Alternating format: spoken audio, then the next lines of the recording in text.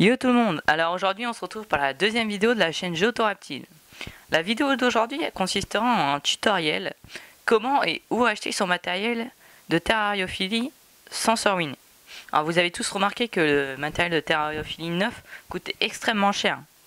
Ça coûte autour des 400-500 euros pour un terrarium neuf avec le décor et tout l'équipement qui va avec. Arme chauffante, ballast.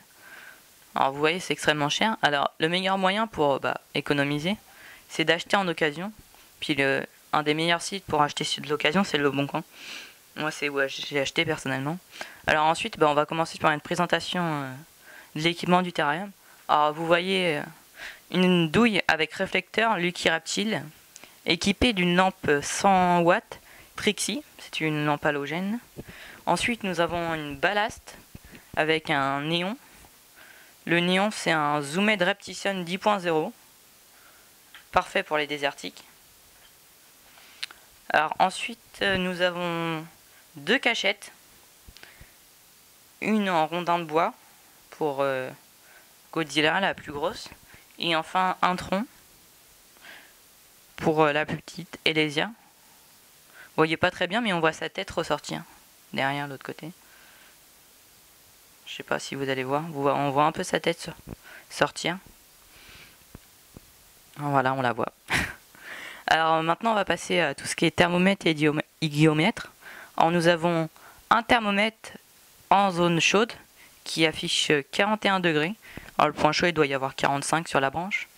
Ensuite nous avons un thermomètre en zone froide qui affiche 32 degrés.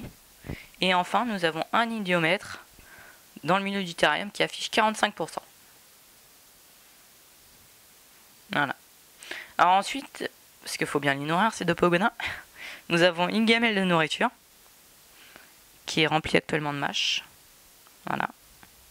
À côté nous avons une gamelle avec de l'eau pour qu'ils puissent boire ou se baigner comme ils veulent. Alors ensuite nous avons une branche que vous voyez tout le long du terrain. Tout le long du terrain pour qu'ils puissent monter en haut et accéder au néon pour qu'ils puissent profiter des UVB. Ensuite nous avons deux pierres, je sais pas si vous les voyez bien, c'est des ardoises. Bon, on les voit pas très bien parce qu'elles sont recouvertes de sable à cause des pogonins. Mais ces pierres ça va garder la chaleur la nuit, ça permet de maintenir une bonne température dans le terrain. Et les pogonins peuvent dormir dessus pour profiter de la chaleur. Ensuite nous avons plusieurs plateformes dans le fond pour que les pogonins puissent profiter des néons, encore une fois. Ensuite le terrarium il y a 4 ventilations. Il y a une haute et une basse de chaque côté en fait. Voilà, c'est la hausse et la basse. Et c'est la même chose de l'autre côté. La basse et la haute. Alors vous voyez tout ça m'a coûté 100 euros pour le terrarium et je crois il manquait les thermomètres. Et puis il y a la lampe chauffante qui ne marchait plus. Alors ça a dû me coûter 20 euros d'équipement annexe. Alors ensuite on va passer à tout ce qui est calcium, vitamines, nourriture séchée. Alors on va commencer par le calcium. Vous voyez c'est un pot de calcium. Exoterra. C'est du calcium pur. Ensuite nous avons les vitamines avec la vitamine D3. Ensuite très important, du gel pour désinfecter les mains à chaque fois qu'on prend les lézards. Alors faut désinfecter les mains avant et après avoir pris les lézards. Alors ensuite nourriture, on vous fera un tutoriel dessus. Ah oui, je peux vous montrer aussi ça. C'est des fleurs séchées, il y a de la rose, du pissenlit, plein d'autres fleurs séchées. Que des fleurs sauvages quasiment.